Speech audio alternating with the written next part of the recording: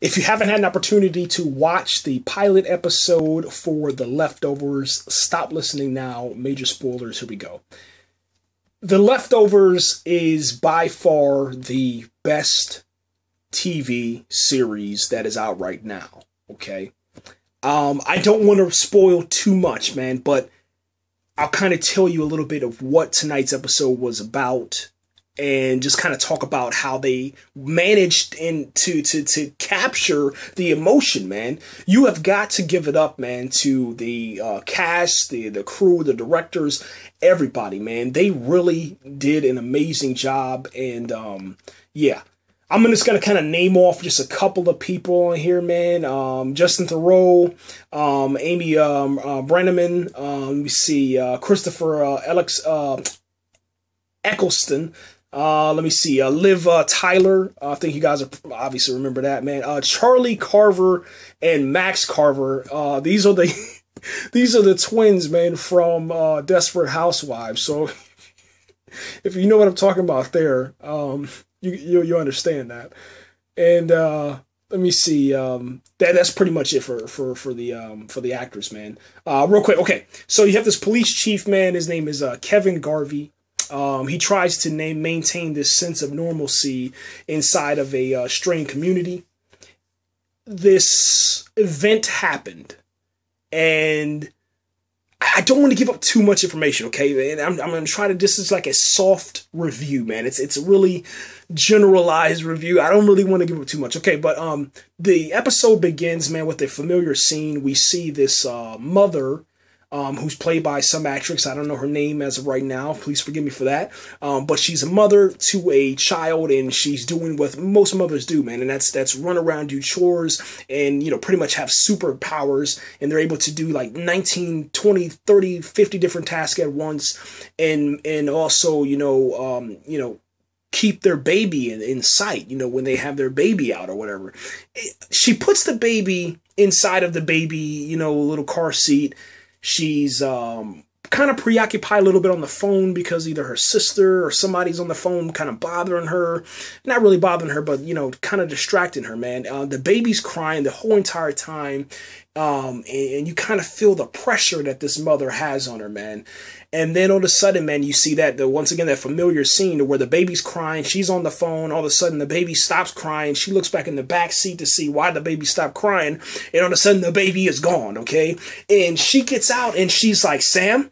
She starts calling the baby's name, like, what just happened? Sam? Sam? And then all of a sudden you hear total chaos, man. 360 degrees of chaos, and there's car alarms going off. There's accidents. There's police sirens. There's you know, glass breaking. There's children calling their parents. Cars crashing into each other. There's just nothing but pure and utter chaos, man. While she's still calling her baby's name, Sam, Sam, Sam, and she's just screaming at the top of her lungs, man.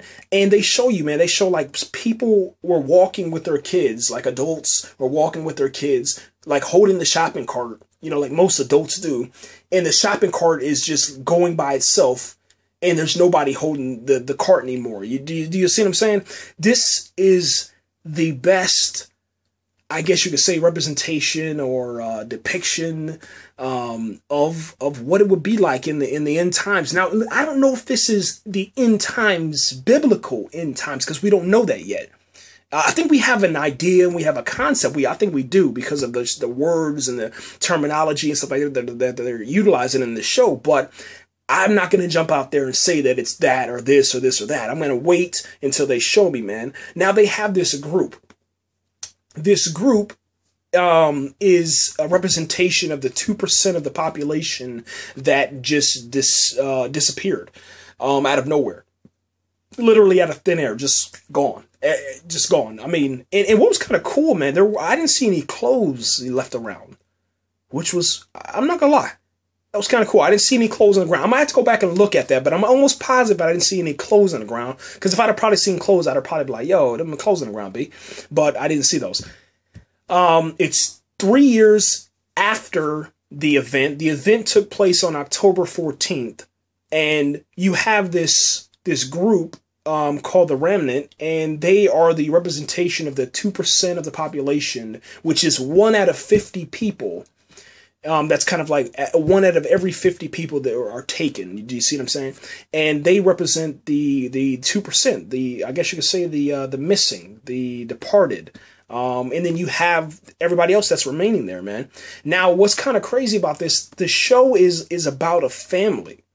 It's centered around a family, man. I don't know if did I just kind of, well, yeah, I guess I kind of, well, we can go with that. I mean, that's fine. I told you about Kevin Garvey, but I guess that is kind of giving a lot. I didn't want to do that in this one, but we'll go ahead and run with it anyway. Okay.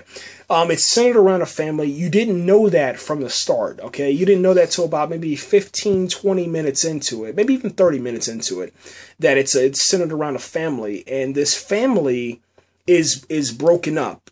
The father, Kevin, has a son named Tom. There's a couple of other characters. Let me get those names real quick.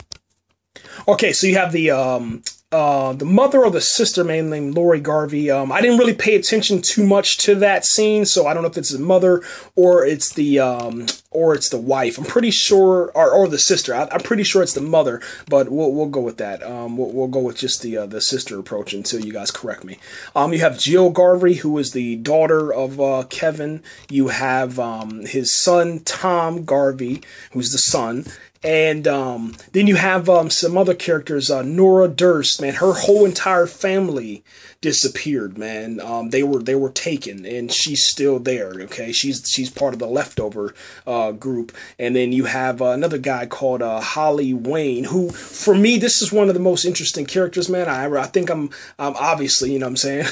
There's a reason for that, but I'm geared towards him, man. I'm going towards him because he's just really strange, and it looks like he has some stuff going on, maybe behind the scenes. I don't know yet, but it's definitely looking pretty good, man. Liv Tyler, man, she plays this character of Meade, and this is kind of interesting. I don't want to say what's happening, but it's interesting to see where she ended up at the end of this episode. And so much stuff happened. I mean, I can't even really begin it, but it's total chaos, man. Just imagine if not even, I guess, the absence of law, you know, if nothing really matters, you know what I'm saying, because of this event took place. So go ahead, find me. Go ahead, tell me that I'm dying of cancer. Tell me that there's no hope for tomorrow, or tell me that I'm under arrest, or I'm doing something illegal. It doesn't matter. None of this matters, because we don't know where our people are at, man. All of my dreams, my hopes, have been taken away from me. My entire family, the person that I loved, you know, the person I grew up with, my mother, my father, whatever the case may be, my grandparents, whatever. There's really nothing left that you could do to humanity. So now humanity has no moral code, man. It's gone.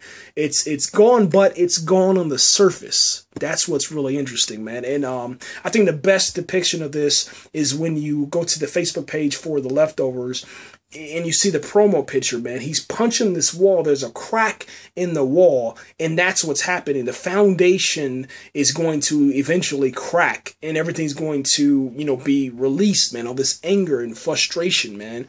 And that's where we're at right now, man. I'm telling you, man, if you give this show a chance, if you have the HBO, go ahead and just subscribe. Do whatever you got to do to get this and watch it. It is absolutely... It's perfect. It's perfection, man, for television, man. That's about it, guys. I don't want to talk about it anymore.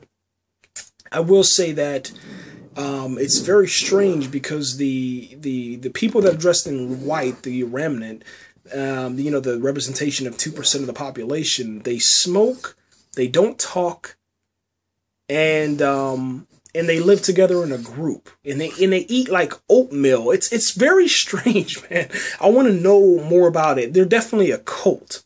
They're definitely a cult, man. And there's more than, and listen to, there's more than one cult inside of this society now that's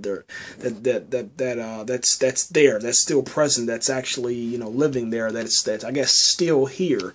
And yeah, it's fascinating, man. It's absolutely fascinating. So yeah, that's it, guys. Thanks again, man, for listening. And if you did watch The Leftovers, man, what did you think? What do you think's happening? I'm not gonna lie to you. At first, I thought it was about aliens, man. I literally thought it was about aliens, man. Now, I'm not so sure, man. I think it has to do with religion. I think it has to do with, the rapture. I think it has to do with the Book of Revelation. I do believe that. But I just don't know how far, how deep the rabbit hole goes, I guess you can say. That's it, man. I gotta get out of here. I gotta go to sleep.